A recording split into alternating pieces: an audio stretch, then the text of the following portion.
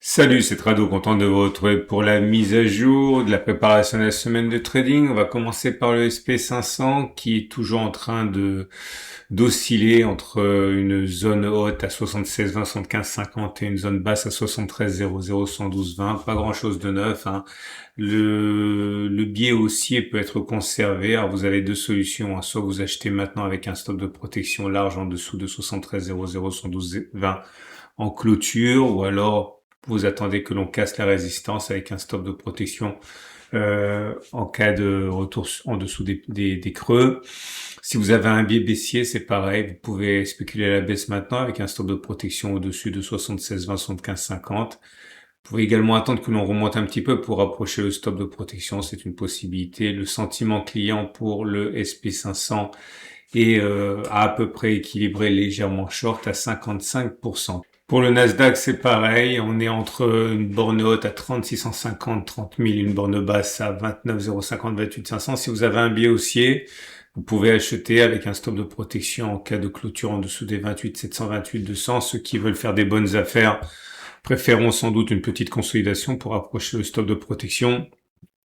Et c'est la même chose, on est dans un canal. Donc si vous voulez spéculer à la baisse, vous pouvez spéculer à la baisse avec un stop de protection en cas de clôture au-dessus des 30 650.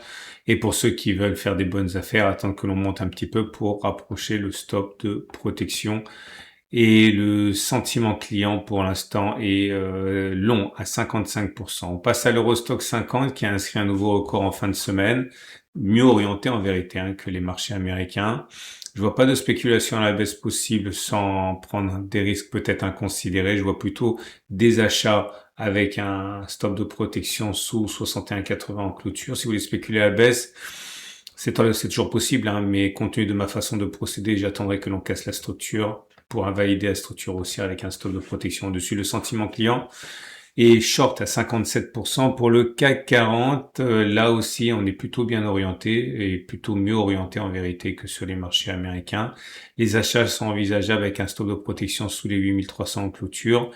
La spéculation à la baisse est possible, mais j'attendrai que l'on casse le support pour initier une position baissière. Le sentiment client pour le CAC 40 est short à 71%.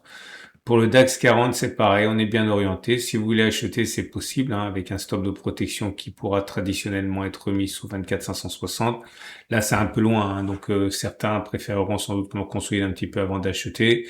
Ceux qui veulent spéculer à la baisse, j'hésiterai. Ok, j'attendrai personnellement que l'on casse la structure haussière. C'est quand même un petit peu plus prudent. Position généralement short pour le sentiment client des clients. IG, le Japon très bien orienté.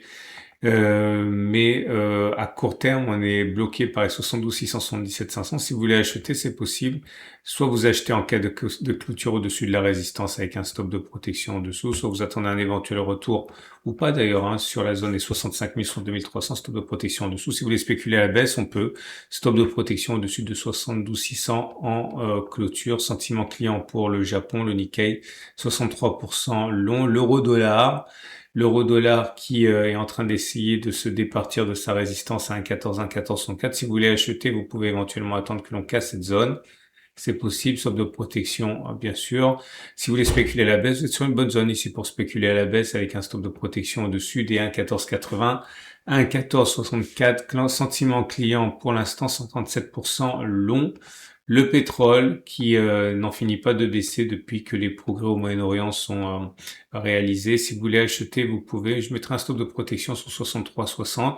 Vous pouvez éventuellement attendre que l'on descende pour approcher le stop de protection. Si vous n'avez pas confiance et que vous préférez qu'on casse la résistance avant, c'est possible. Si vous voulez spéculer à la baisse, vous pouvez le faire en mettant un stop de protection au-dessus des 71,30, 70,00. Le baril sentiment client plutôt aussi à 75%.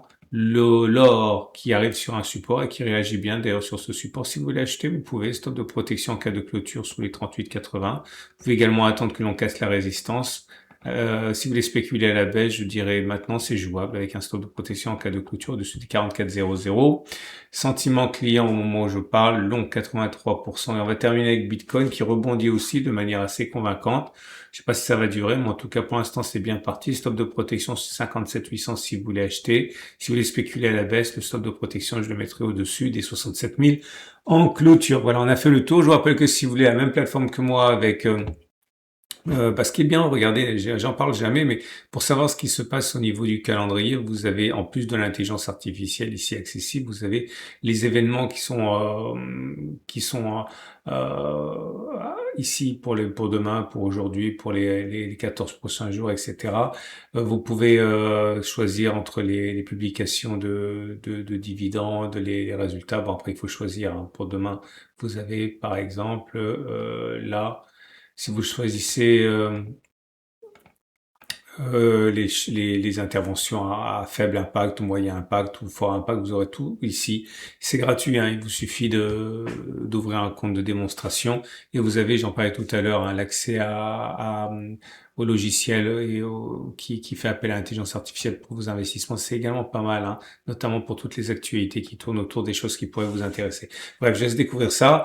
Je vous souhaite une excellente journée. Je vous rappelle que c'est mis à jour toutes les semaines, le format préparation de la semaine de trading. Je vous donne rendez-vous tout de suite pour une autre vidéo.